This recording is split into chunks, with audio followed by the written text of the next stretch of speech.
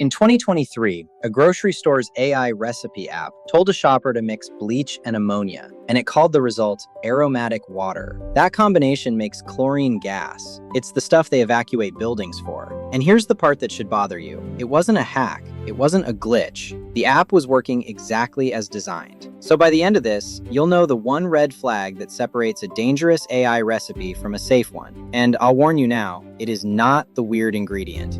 So how does a recipe app end up suggesting poison? It turns out AI recipes fail in three very predictable ways. 1. The math. Language models are famously bad at numbers, so quantities drift. A teaspoon becomes a tablespoon, and your cookies come out like hockey pucks. 2. Frankenstein stitching. The model averages together 3 recipes that were never meant to meet and staples the pieces into one. And 3, the dangerous one, it has no idea what food safety even is. Now, how common is this? A February 2026 analysis found that somewhere between 30 and 50% of AI-generated recipes had at least one materially wrong quantity. That's not an edge case, that's a coin flip.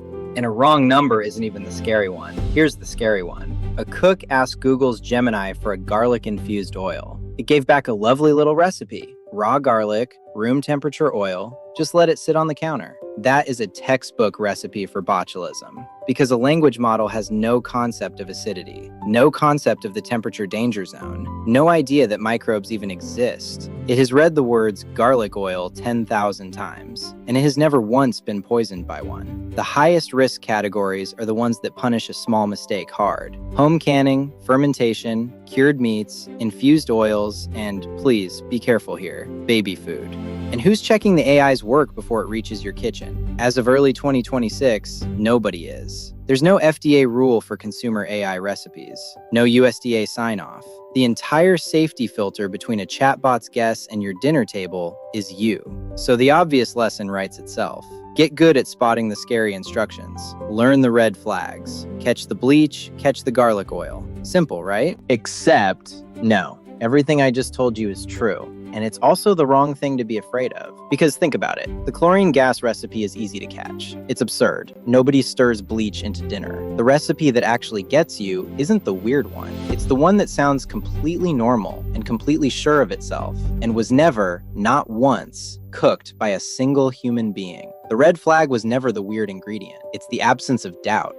See, a real recipe has fingerprints on it. Somebody made it. They burned the first batch. They moved the salt earlier. They figured out that you have to drop the heat at minute 4 or the garlic turns bitter. All that lived experience leaks into the writing. It reads calm and it reads specific. AI has none of that, so it hides behind confidence instead, which means the tells are everywhere once you know to look. Cook until done, with no time and no temperature. No sensory cue, nothing about color or smell or the sound it makes. And a comment section that's either switched off or 40 people saying, great recipe, and not one saying, I actually made this. That's not a food problem. It's a provenance problem, a who actually made this problem. So here's the move, and it works on any recipe, robot or human. Before you cook, ask one question. Was this ever actually made? Look for the fingerprints, real timing, real temperatures, a photo that matches the words. A human will stand behind it. And for those 5 high-risk categories, the canning, the fermenting, the curing, the oils, the baby food, don't improvise with a chatbot at all.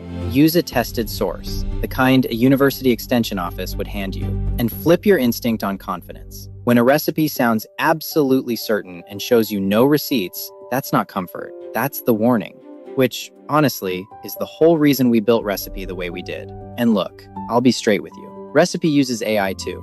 The difference is, we don't let it free associate over your dinner. It's grounded in real, tested recipes. And when something is AI generated, we label it. Right there on the card. No fake author. No pretending it came from a kitchen it never saw.